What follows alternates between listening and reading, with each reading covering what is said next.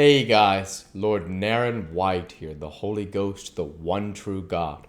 Back with you with the next video in my series, Dracula by Bram Stoker. Without further ado, returning to my reading of Dracula, as read by Lord Naren White. "Oh, Madam Mina," he said, "how can I say what I owe to you? This paper is as sunshine. It opens the gate to me. I am dazed, I am dazzled with so much light, and yet clouds roll in behind the light every time. But that you do not, cannot comprehend. Oh, but I am grateful to you, you so clever woman, madame." He said this very solemnly. "If ever Abraham Van Helsing can do anything for you or yours, I trust you will let me know. It will be pleasure and delight if I may serve you as a friend, but all that I have ever learned, all I can ever do, shall be for you and those you love. There are darknesses in life, and there are lights. You are one of the lights. You will have a happy life and a good life, and your husband will be blessed in you." "But, doctor, you praise me too much, and you do not know me." "Not know you, I, who am old, and who have studied all my life men and women, I who have made my specialty the brain and all that belongs to him, and all that follow from him. And I have read your diary that you have so goodly written for me, and which breathes out truth in every line. I, who have read your so sweet letter to poor Lucy of your marriage and your trust, not know you. Oh, Madam Mina, good women tell all their lives, and by day and by hour and by minute, such things that angels can read. And we men who wish to know have in us something of angels' eyes. Your husband is noble nature, and you are noble too. For you trust, and trust cannot be where there is mean nature. And your husband, tell me of him. Is he quite well? Is all that fever gone, and is he strong and hearty?" I saw here an opening to ask him about Jonathan, so I said, "He was almost recovered, but he has been greatly upset by Mr. Hawkins's death." He interrupted. "Oh, yes, I know. I have read your last two letters." I went on. I suppose this upset him, for when we were in town on Thursday last he had a sort of a shock." "A shock? And after brain fever so soon? That is not good. What kind of shock was it?" "He thought he saw someone who recalled something terrible, something which led to his brain fever." And here the whole thing seemed to overwhelm me in a rush. The pity for Jonathan, the horror which he experienced, the whole fearful mystery of his diary, and the fear that has been brooding over me ever since, all came in a tumult. I suppose I was hysterical, for I threw myself on my knees and held up hands to him, and then implored him to make my husband well again. He took my hands and raised me up, and made me sit on the sofa, and sat by me. He held my hand in his, and said to me with, oh, such infinite sweetness, "My life is a barren and lonely one, and so full of work that I have not had much time for friendships.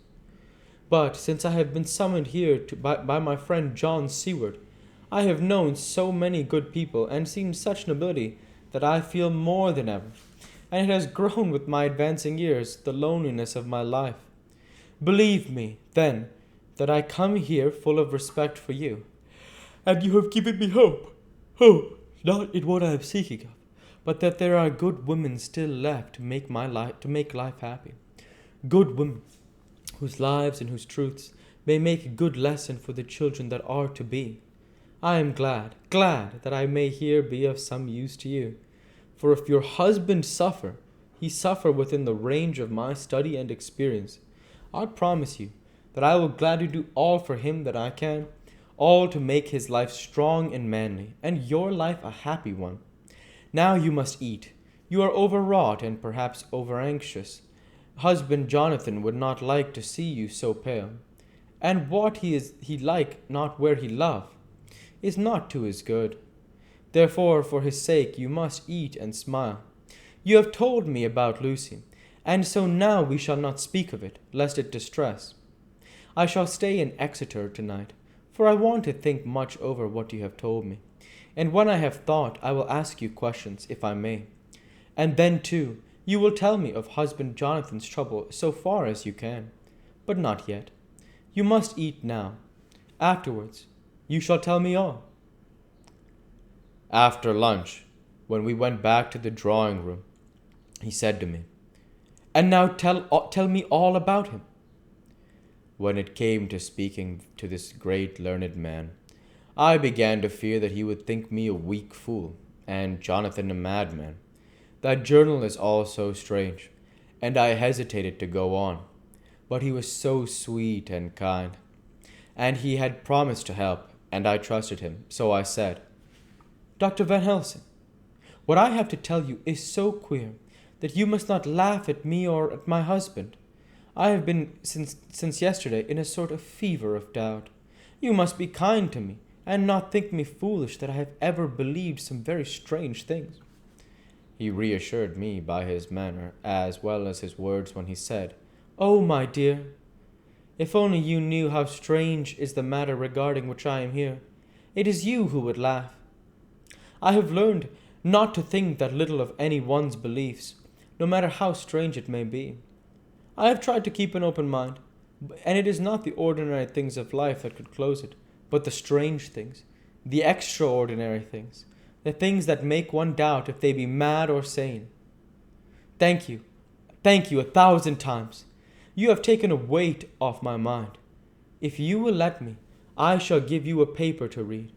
It is long, but I have typewritten it out. It will tell you my trouble and Jonathan's. It is the copy of his journal when abroad, and all that happened. I dare not say anything of it. You will read for yourself and judge.